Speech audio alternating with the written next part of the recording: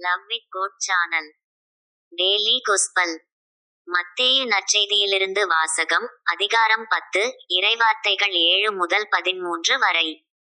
அப்படிச் செல்லும்போது, விண்ணரசு நெருங்கி வந்துவிட்டது என பறைசாற்றுங்கள்.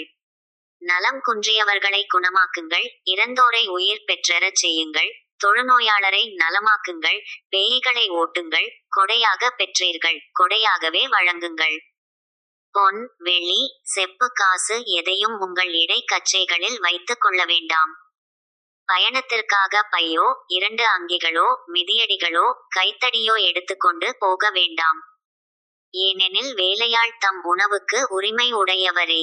நீங்கள் எந்த நகருக்கோ ஊருக்கோ சென்றாலும் அங்கே உங்களை ஏற்க தகுதியுடையவர் யாரென கேட்டறியுங்கள். அங்கிருந்து புறப்படும் வரை அவரோடு தங்கியிருங்கள். அந்த வீட்டுக்குள் செல்லும் பொழுதே வீட்டாருக்கு வாழ்த்து கூறுங்கள். வீட்டார் தகுதி உள்ளவராய் இருந்தால், நீங்கள் வாழ்த்திக் கூறிய அமைதி அவர்கள் மேல் தங்கட்டும். அவர்கள் தகுதியற்றவர்களாயிருந்தால் அது உங்களிடமே திரும்பி வரட்டும். இது ஆண்டவர் வழங்கும் அருள்வாக்கு. இறைவா, உமக்கு நன்றி.